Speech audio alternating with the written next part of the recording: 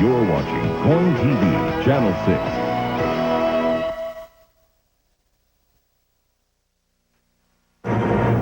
President Clinton versus Saddam Hussein. Today, U.S. warplanes in a game of cat and mouse with Iraqi missile sites. In America's midsection, heavy flooding could boost summertime food prices. And Eye on America. Tonight, majestic, proud, and powerful. What happens to thoroughbreds when they get to the ultimate finish line? This is the CBS Evening News with Dan Rather and Connie Chung. Good evening. Dan is off tonight. Tension between the United States and Iraq is building, with both sides firing weapons today. Meanwhile, President Clinton all but accused Saddam Hussein himself of ordering the assassination of former President Bush. The State Department is warning American travelers to be on guard, and more U.S. military muscle is headed towards the Middle East, as national security correspondent David Martin reports. The aircraft carrier Roosevelt moved south through the Suez Canal today on its way to the Red Sea, just in case Saddam Hussein lashes out in retaliation for the attack on his intelligence headquarters. There was a brief flare-up when an American warplane flying over southern Iraq fired a missile at an anti-aircraft radar that had begun tracking it. But President Clinton did not view it as the start of another round with Saddam. The standard rules of engagement for flights in that region are that if radar locks onto our airplanes are authorized to take action against those installations. So this has happened a number of times, and I wouldn't, based on the facts that I now have, I wouldn't read too much into it. But it was another reminder that Saddam is not going away. On paper, his military is about half the size it was when he invaded Kuwait, although in actual fighting power, it is considerably less. Obsolete armor and artillery, air defense that can barely defend the country, morale bad. It's about a shadow of what it was before that war. According to a congressional staff report released today, Saddam's weapons plants have almost recovered from the wartime bombing. Iraq has managed to reconstruct 80% of the military manufacturing capability it possessed before Desert Storm. But it doesn't matter much as long as economic sanctions remain in force. As long as the sanctions are there, he cannot possibly achieve a pre-war level. With the sanctions gone, it would take several years for him to get back to where he was before the war. If Saddam harbored any hopes of getting out from under those sanctions by pursuing better relations with the Clinton administration, he can forget them now. David Martin, CBS News, the Pentagon. Iraqi gunners sprayed anti-aircraft fire over Baghdad today in the mistaken belief the U.S. was attacking again. Barry Peterson reports from a city on edge and angry. To Iraqis, this bombed-out house is becoming a shrine. Friends and neighbors remembering those killed here and railing against the stray American missiles that blasted this place apart and the American president who sent them. He's so strong, he's so brave to kill the Iraqi civilians. The house is right behind the main target of the airstrike, the intelligence headquarters, which reporters have not been allowed to see. And if the Americans hoped the attack would weaken support for Saddam Hussein, think again. Our hate is all now against them, against America, against Bush, against Clinton, not against Saddam Hussein. Government-owned newspapers are spooling up the rhetoric. One called the attack an action by President Clinton to, quote, boost his nose-diving popularity. The next move is up to Saddam Hussein, and already there are ominous signs. A top Iraqi official saying the only way to deal with the Americans is to strike at them. The Americans, he said, only understand the logic of force. And some Iraqis suggest their army should hit American allies, Saudi Arabia, Kuwait, even Israel. And there is even concern Iraq may go for a more unconventional military response. I suppose they might be able to mount some kind of terrorist incident outside the country. But even that I don't think will be at all easy for them at the present time. The next flashpoint could be over UN demands to install cameras at Iraqi missile sites. UN inspectors call this a showdown issue, but Iraq is still unwilling to give in. After missiles hit Baghdad last January, Iraqis turned George Bush into a marble doormat, labeling him a criminal. President Clinton now seems destined for the same dubious honor. Barry Peterson, CBS News, Baghdad. Here at home, Mr. Clinton got a big bump up in public approval after the missile strike against Baghdad. But to hear Mr. Clinton tell it today, it's his economic policy that produced his surge in the polls. Either way, the latest news on the economy today was anything but good, as White House correspondent Susan Spencer reports. A drop in new home sales in May was no surprise, especially after a record-breaking surge in April. But a 21% drop? It was the biggest plunge in 13 years. I think we all expected home sales to drop, but probably not by that much. That decline was huge. For home builders, the numbers are more than statistics. Interest rates at this level, we should be doing better. But consumer confidence is down as well. New figures show it fell for the fourth month in the last 5. And more ominously, the leading economic indicators, signs of things to come, also were off 0.3%. I think all of these indicators are sending a very clear message. The U.S. economy is not doing well. It is growing, but growing very slowly, very softly. It's not creating a lot of jobs, and it is not making any of us feel secure about the future. The home sales figures apparently took President Clinton by surprise. This morning, he had cited low interest rates and new home sales as an economic bright spot. Then he got the numbers. They won't be up every month. He blamed the past. The economy in our country will have great difficulty in totally recovering in any short period of time from the traumas of the last 10 to 12 to 15 years. Economists agree this is perhaps the weakest recovery on record. But the weakest recovery on record is not what President Clinton promised. And he is still struggling to convince Americans that his plan of spending cuts and higher taxes will fix it. Susan Spencer, CBS News, the White House. When it comes to fixing the economy, don't expect help anytime soon in the form of lower prices at the grocery store. As correspondent Vicki Mabry reports, crops in the Midwest are being ruined by some of the worst flooding in decades. It's a race against the waters across the upper Midwest as parts of 5 states brace for more rains and more floods, bracing themselves as the Mississippi River rises toward its worst flooding in nearly 30 years. It just comes and you deal with it. It's all you can do. From St. Paul to St. Louis, 500 miles, the river is closed to commercial and recreational traffic. Tugboat operators claim their industry is losing $1 million a day. Experts say 2,000 grain barges will be stranded by the high water. The crest of the floodwaters already has passed Red Wing, Minnesota, but the locks remain closed. Downstream, Davenport, Iowa prepares for a predicted high water surge on Thursday.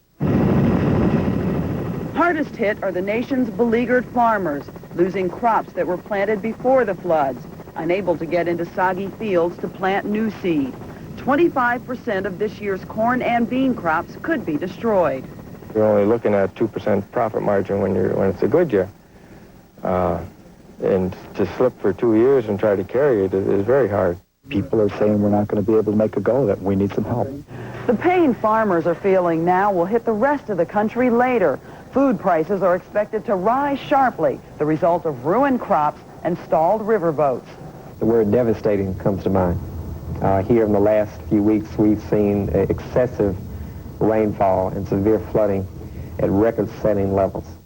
Even if the river crests next week as expected, much of the season still is lost. It will be weeks before the waters recede, even longer before farmers can get into their fields. Vicki Mabry, CBS News, Dallas. Straight ahead on tonight's CBS Evening News, is he a serial killer? Police have linked him to 5 murders, and they are still searching for more female victims. And Eye on America. Tonight, rescue 911 for thoroughbreds who don't get put out to pasture.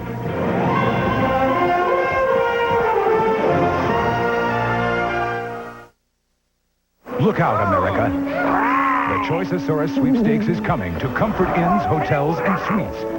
You could win one of thousands of dinosaur prizes or one of 7 weekly $50,000 giveaways.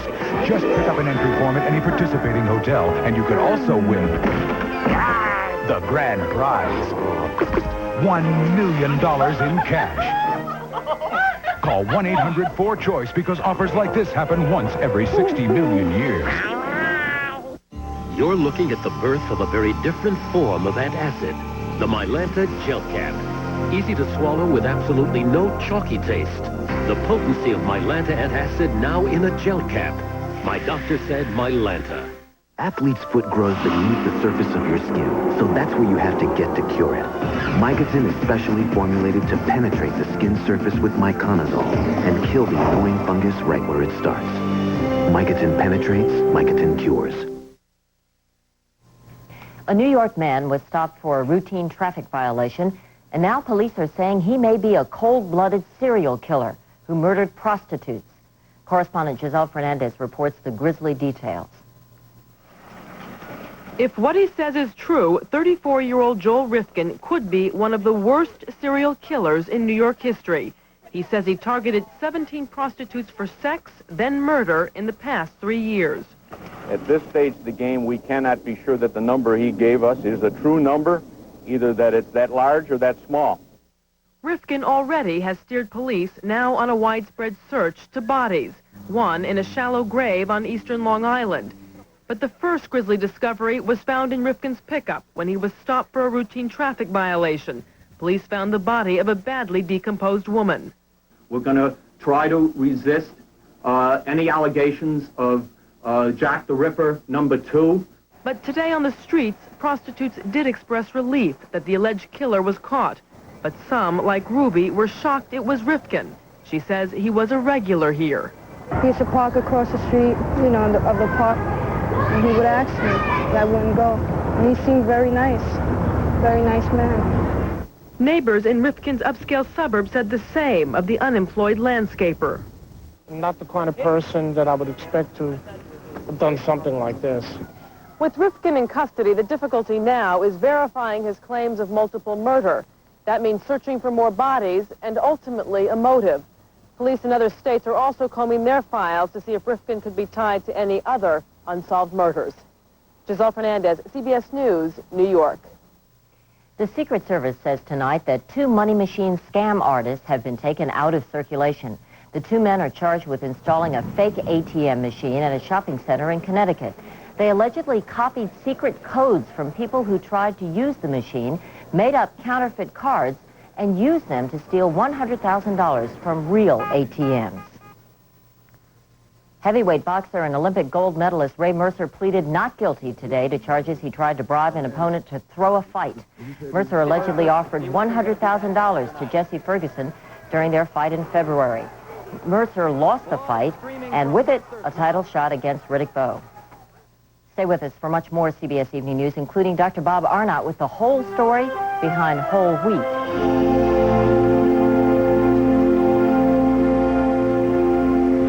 In a recent study of couples, social scientists found that a full 50% prefer a squeeze to a pat. Of those who prefer a pat, 35% still like an occasional squeeze. Thus, we suggest Squeezable I Can't Believe It's Not Butter. The only squeezable spread flavored with sweet cream buttermilk for a fresh butter taste, but without the cholesterol to spoil the romance. So give your special someone a good, healthy squeeze. I can't believe it's not butter. The taste you love without the cholesterol. Planning to paint this weekend? Then now's the time to save on quality Glidden paints.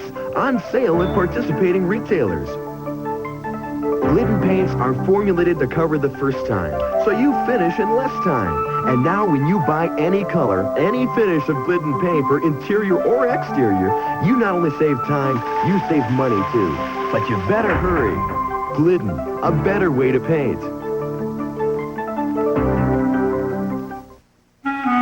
For a touch of arthritis pain, my husband takes Advil. Doctors recommend Advil most for minor arthritis pain, and it's gentler on his stomach than aspirin. He says Advil lets him get back to doing what he loves. Advil, advanced medicine for pain. I'm a sausage nut. Turkey? Tasty. Very tasty. Lighter? Definitely leaner. Half the fat. Wow. Molto buono. Lewis Rich Turkey Smoked Sausage. All the taste and half the fat. Switch to Rich. Lewis Rich. I like it. I'd say downright delicious. One was a soldier. One was a reporter. One war changed them both. General Norman Schwarzkopf and Dan Rather return to Vietnam Wednesday.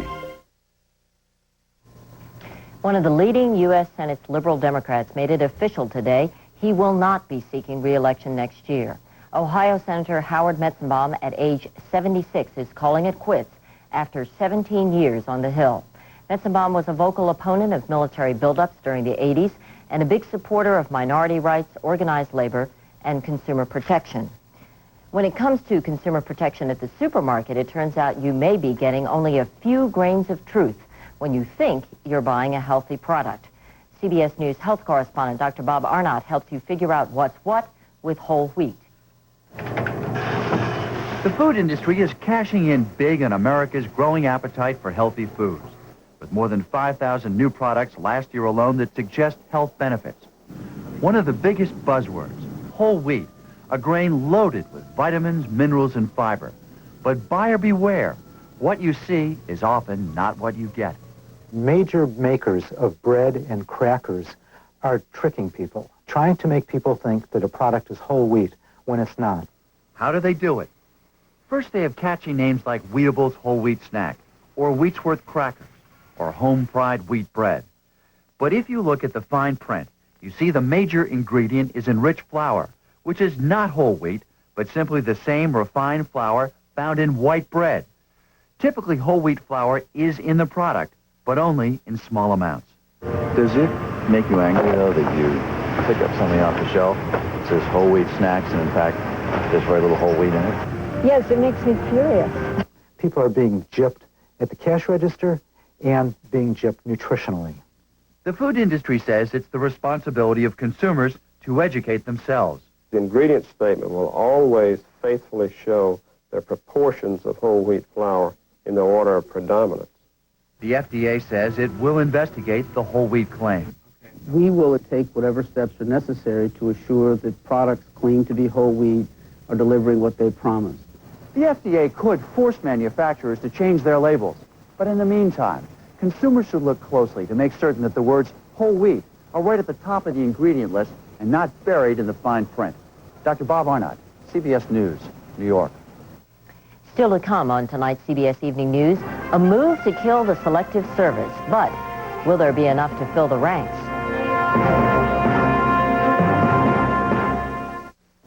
I really didn't want my husband to color his gray hair. But then I discovered this, the hair coloring called Just for Men. And now he looks better than ever. Simply apply Just for Men, and in 5 minutes, rinse. Just for Men blends away the gray for a totally natural look. No wonder 8 out of 10 wives of Just for Men users prefer it to the gray look. It's like you took off 10 years. And in just 5 minutes. Just for Men. She'll love the way you look. Talking now with Margot, who says that she will not freeze with Gladlock zipper bags. No, I like my zipper bags. Well, we sent a remote crew out to your house, Margot, where your husband, Jerry, is about to replace the new throw pillows on your lovely sofa with either your bag full of chili or the Gladlock bag full of chili. Of course, only Gladlock has the yellow and blue make green seal, so you know it's closed. Your bag doesn't have a green seal. Use the Gladlock, Margot, I can't Jerry. hear you. Use the Gladlock. There's something wrong. I can't hear what she's saying. Use the Gladlock. No, wait, be careful. I only hear... When it really counts, only Gladlock has the yellow and blue make green seal. Save now on Goodyear for a limited time only. Save on selected Goodyear passenger car radials. Save on selected Goodyear Eagles for performance cars and on selected Goodyear Wranglers for light trucks and vans. The time is now. The savings are big. The name is Goodyear. Day after day, you make those glasses of thick Metamucil disappear. Why not make them all disappear with FiberCon? Doctor-recommended FiberCon gives you the same fiber regularity in tablets. Easy to swallow tablets. Get doctor-recommended FiberCon. Thinking about leasing a brand new car? We'll tell you just what you need to know before you drive home the deal. Tomorrow on CBS This Morning with Harry Smith and Paula Zahn. Breakfast for your head. Haiti's military ruler today told UN mediators in New York that he's willing to quit under certain conditions. General Raoul Cedars also asked to meet with ousted President Aristide, who said not yet. A mutiny could be in the making for the powerful Black Sea fleet of 300 warships. Former Soviet officers meeting today vowed not to obey the agreement by Russia and Ukraine to divide the fleet.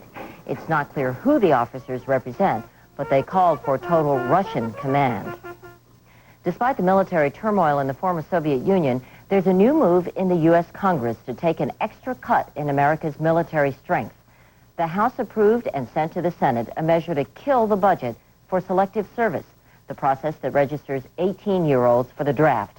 And as Pentagon correspondent Jim Stewart reports, that could mean more trouble filling the ranks of the U.S. military.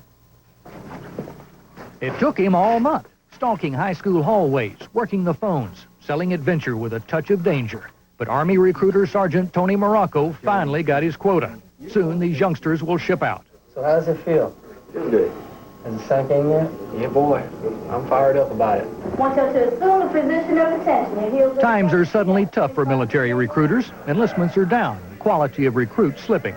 Not long ago, this Nashville recruiting district accepted only 75 of every 900 volunteers and had a year-long waiting list to boot. Today, they're below quota. It's starting to worry the big brass. Our forces are shrinking big time, and that could cause big-time turbulence. And big-time misunderstandings, say recruiters. We set up in schools, as much as we can to let them know that we're still here, we're still hiring, and that seems to be news to them. That, oh, you guys are, you're still taking people? They're hearing that a lot of people are being forced out of the military. And so the biggest question they're asking now is about job security. If they come in, will they be allowed to stay in if they want to? And we can't answer that question right away because we don't know. There's another problem. Researchers here at the Pentagon found that 16 and 17-year-olds, that age group that recruiters are most eager to impress, discovered something back during the Persian Gulf War. Hey, you could get killed doing this job. People said you join the Army, oh, geez, they're going to send you to Bosnia and you're going to die. And that's not to mention the gay issue. Is anybody here put off by this gay issue at all? I am. Yes, most definitely. It's against all of our moral beliefs, What we were brought up believing. That's how we were brought up. We're getting a lot of objections when we go into the schools right now with young men and women saying, hey, if you guys are letting homosexuals in, I had considered going before, but now I don't want to do it. It's enough to make a recruiter work overtime. You just drive on with that smile. Hi, how you doing? Pass out business cards. And just make sure that your presence is known out here. They know him all right. It's just that fewer and fewer kids right now are buying what the Army is selling. Jim Stewart, CBS News, Nashville.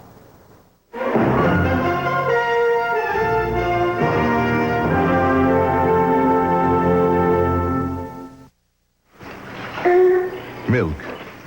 What's in it for you? Your first step. The camera. Carbohydrate. For energy. Okay, Kimmy. Magnesium. That's it. For balance. Oh. And milk's got phosphorus.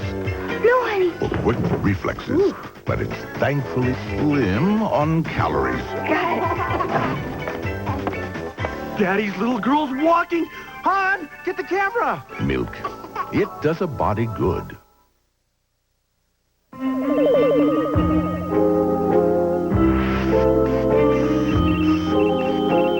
With its distinctive aerodynamic shape, anti-lock brakes, advanced engine technology, and roomy interior,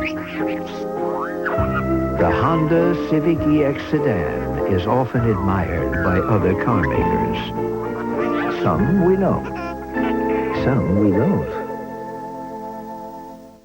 Hey, have you heard the scoop? Right now, pre-packed quarts of Baskin-Robbins ice cream in flavors like Jamocha almond fudge and pralines and cream are on sale. 2 quarts for only $5.49. So what are you waiting for?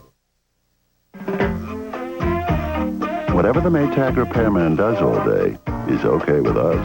Because the less time he spends doing his job, the better we've done ours. Maytag, the dependability people. Good morning, sir. Would you care for a cereal? Not just plain cereal. Let me tell you what really tastes great. First, I like to start with lots of delicious flakes. Then I'd sprinkle on a bunch of plump, juicy raisins and a few tender, dates. Yeah, dates. Almonds? Almonds are crunchy, good call. And what if we sweeten it with some brown sugar? Brown sugar, of course. Can you really make something that good? Trust me, sir. We'll get it right. The one-of-a-kind taste of Kellogg's Just Right. When it tastes this great, you know it's just right. They are some of the finest athletes in America, many earning big money, but they never see a penny of it. And when their careers are over, well, their lives can be over too, unless they are one of the fortunate few who have a loyal fan waiting at the finish line. Bill Whitaker reports tonight's Eye on America. Come on, let's go!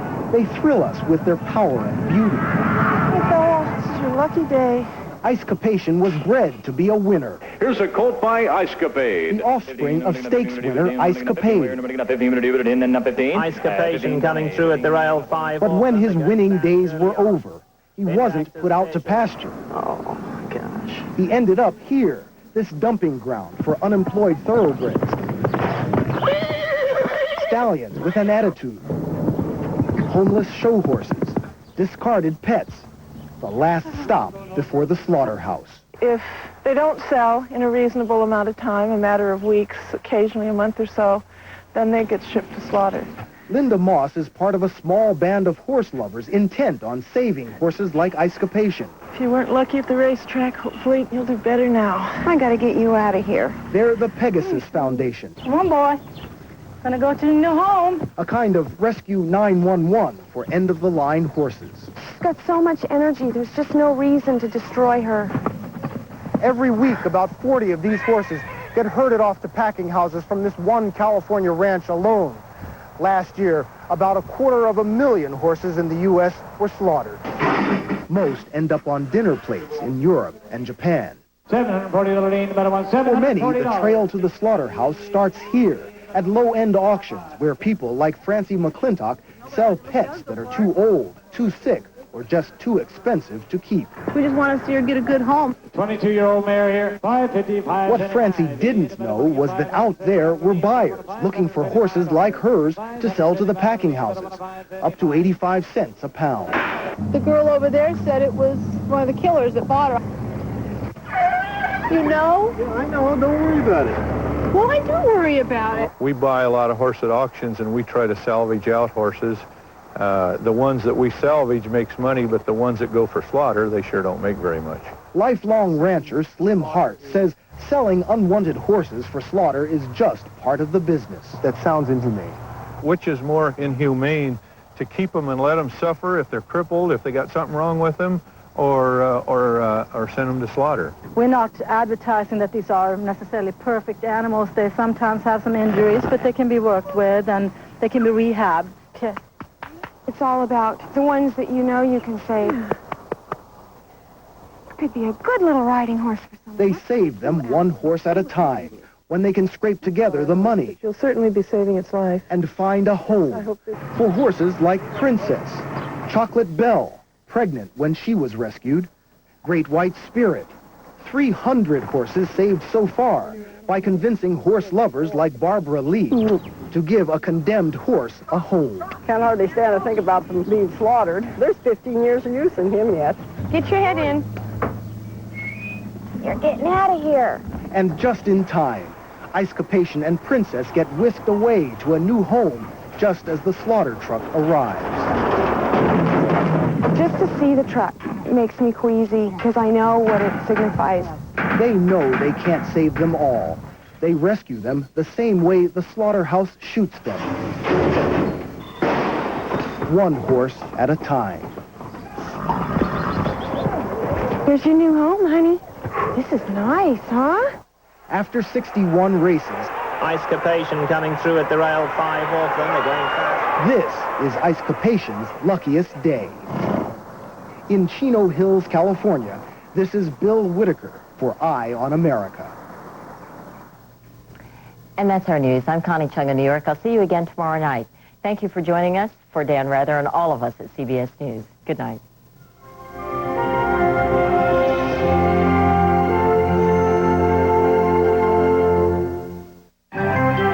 Experience CBS News.